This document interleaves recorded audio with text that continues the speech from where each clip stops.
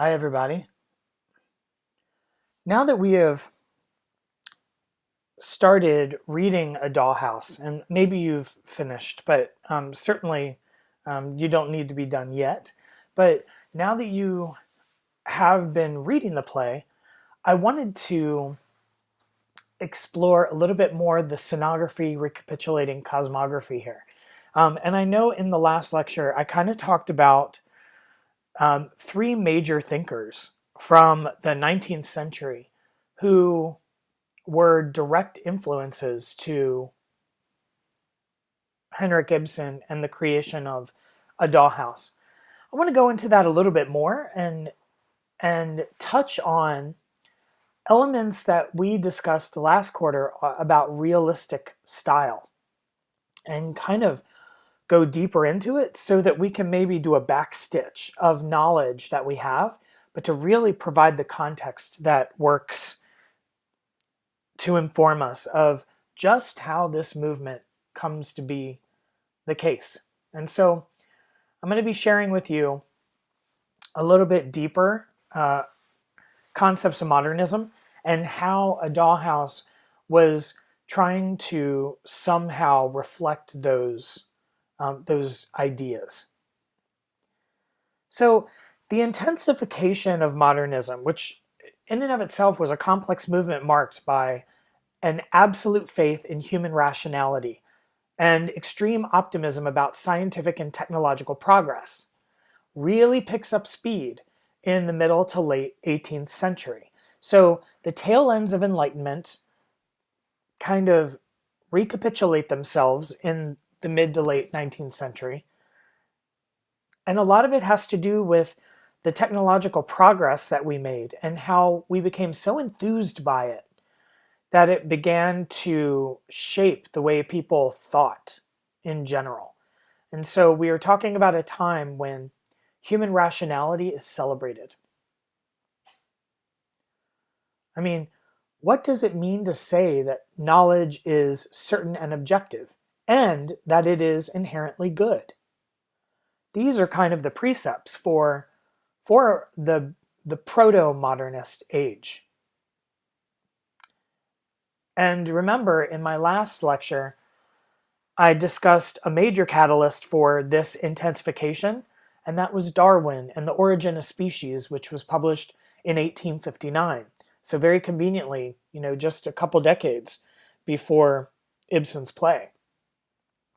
And the major points that the Origin of Species makes, let's emphasize these. One, all forms of life, including human beings, have developed from a common ancestry. Now we all know this, right? It's the idea that you've seen the little fish with feet on the backs of cars. It was the argument that we all came from this kind of common biological moment, and that we then began to become discrete entities based on the environment that we were responding to, right? Two, this evolution can be explained by the survival of the fittest, meaning those most capable of adapting to specific environmental conditions will endure. And so that explains, this is Darwin's theory, that is largely accepted to some degree. It is this idea that we became the tiger, we became the millipede, we became the human based on environmental conditions that we then sequentially began to adhere to eventually what we understand to be the evolution of our DNA, right? And we know this. We probably learned a lot about the origin of species in high school. Maybe you're learning it now in a more nuanced way. But there are four major implications of the evolution revolution. Okay? And these I want to emphasize even more because they influence all the art that comes out post-Darwin. One, heredity and environment are the primary causes of everything that human beings are and do. Now think about this. If things are hereditary and scientific rather than just spiritual, well, you might come to the understanding that people cannot be held fully responsible for what they do because they have no control over their heredity and little control over their formative environments. Yeah? So you can begin to see, like, looking at us more as biological science, how that might influence us, right? Prior to, the evolution revolution, we thought that we were divinely created. And we thought that we were trying to demonstrate through our own agency how to prove ourselves to God. But now we have other factors that are contributing to our control, right? 3, the idea of progress is strengthened through the theory of evolution. So improvement must be inevitable and progress can be sped up with the help of science and technology, which you can see why it would have such an optimism. And during this period, we know from the late 19th century to today, we have sped up quite a bit because we've been focusing more on our technological progressions than, let's say, our spiritual growth, right? And then lastly, and this is really interesting, humankind is absorbed into nature. So in Darwin's treatise, it is suggested that human beings are like other animals that can be studied scientifically. This is a very different approach, right? So that age-old idea of man versus nature is kind of complicated. And obviously, we're still working through that. And we have a hegemonic structure around, the Judeo-Christian Islamic conception of the world. It's not like that has been erased. It just has now been made complicated with this more scientific approach that humans are animals, right? It kind of clashes the anthropocentric idea of humanity being somehow close to divinity and the more biocentric idea that human beings are just part of nature like anything else. So these two things are clashing now in modernist thought. Okay. But then, of course, remember, I also brought in 2 other thinkers, and that was Karl Marx, with his emphasis on economic realities, and Sigmund Freud, with his emphasis on subconscious psychological ones. Okay? These 3 thinkers, publishing roughly around the same time, create this perfect storm. Yeah?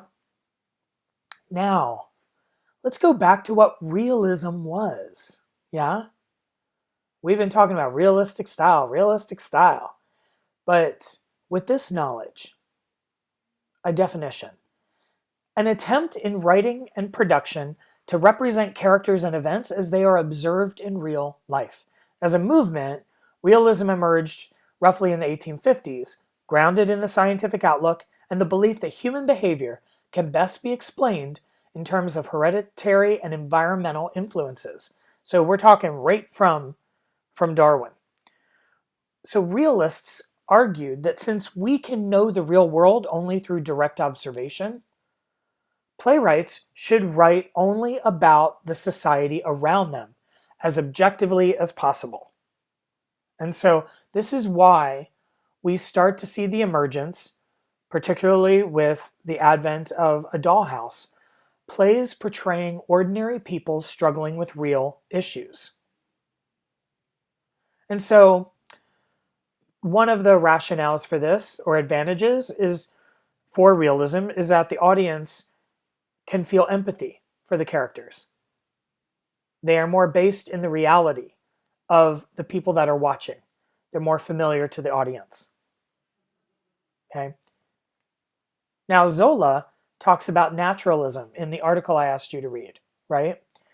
And naturalism is a late 19th century form of extreme realism. And this is what Ibsen was particularly inspired by. And Zola was the one who inspired him. Naturalists argued that plays should be a slice of life that demonstrated the effects of heredity and environment. So it's the first artistic movement to treat working class characters with the same seriousness accorded the upper classes by earlier movements. Like, think about Agamemnon. Think about even Tartuffe, right? Human beings are simply figures in the natural environment and subject to natural forces as every other living being. Auerbach, a thinker from the mid-century of last century, would call this the collapsing of styles, a radical relativism. And it was a revolution that, of course, now has inspired most of the popular content that we know and love and appreciate. We are very much inspired by this, as we've talked about even last quarter. So back to Ibsen for a moment. Ibsen was a contemporary of Zola, and he had read On the Origin of Species, was blown away, right? The ideas that Marx and Freud espoused in their texts were also ideas that were percolating in the salons of Europe and to some degree the US. He was very influenced by all this, okay? And so he creates A Dollhouse and other plays. But in the 1870s, he abandons verse and turns to contemporary subjects, beginning this powerful realist trend in theater. Remember, even Tartuffe and the plays after it, they were all written in verse, right? In this kind of codified style, this elevated style that somehow signified that it was artistic.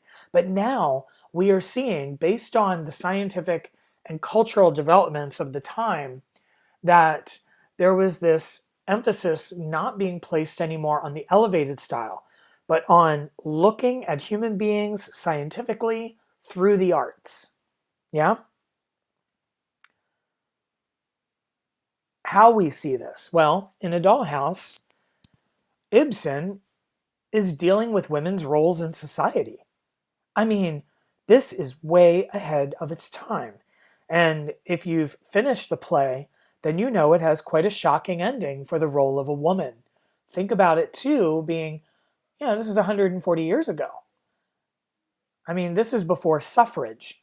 This is before women had the right to vote, before they had the right to own property. Keep that in mind. And here is Ibsen writing Nora in such a way that, whoa, right? It stirred a worldwide controversy because many saw this play as an attack on marriage and family, the very foundations of the society that had been pre-established, right? In another play that Ibsen writes shortly after A Dollhouse, it's called Ghosts, he showed the destruction of a family by hereditary and environmental forces, like syphilis and society's demand that a woman remain in a marriage even with a depraved husband. I mean, Ibsen was really fascinated by this. And I mean, it caused even a greater ruckus than A Dollhouse, and was denied production almost everywhere because people thought it was immoral and corrupting, let alone A Dollhouse itself, right? So he was really fascinated by this, thinking about the scientific modalities of what it means to be a human being, thinking about it in terms of evolution. Darwin was questioning, well, why are women relegated to such a space? You have to give credit to Ibsen. He probably, most notably, contributed to what eventually becomes the first feminist movement in the West, which happens much after, right? It happens more at the turn of the century. But one of the reasons is because Ibsen was widely read and discussed, and was the first dramas to make a significant impression on the public through their challenge to moral values and social norms long considered absolute. But now, of course, God is dying, right? Because science is beginning to eclipse as a more important and prevalent ideology. Not entirely, of course, right? The church was still there, religion was still there, institutions were still there, they were strong. But they were being chiseled away at. And so that's the reason why A Dollhouse becomes one of the pivotal plays in all dramatic literature.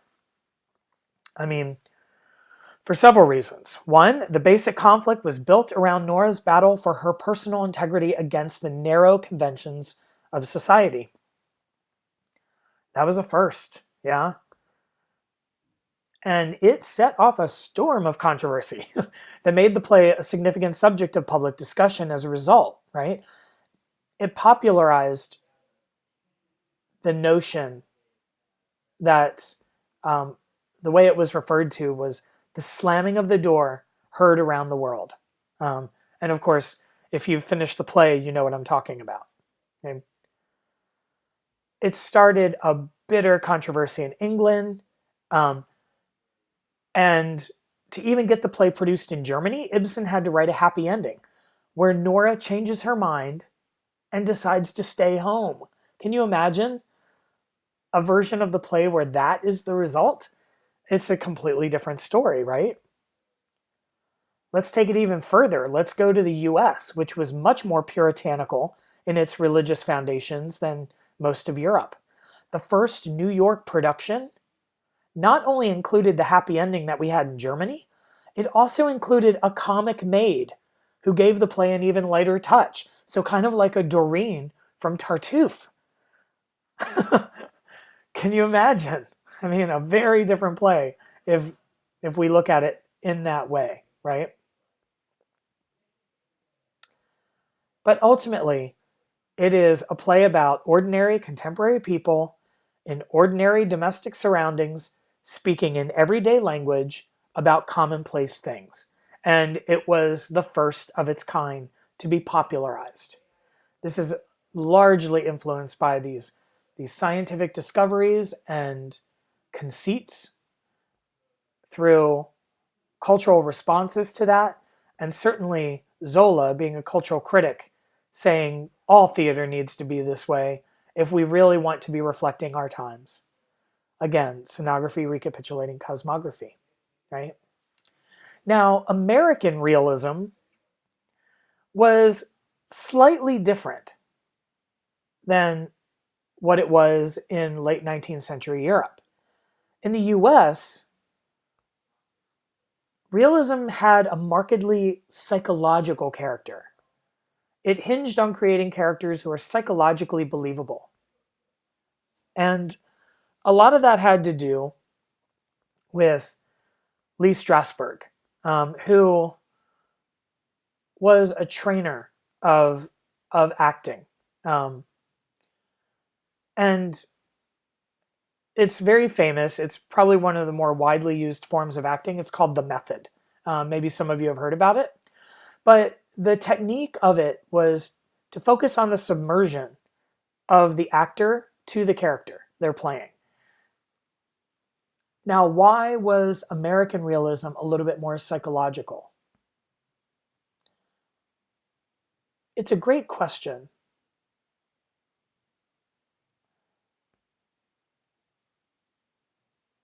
And it's very difficult to answer. But Americans were fascinated with psychological aberration.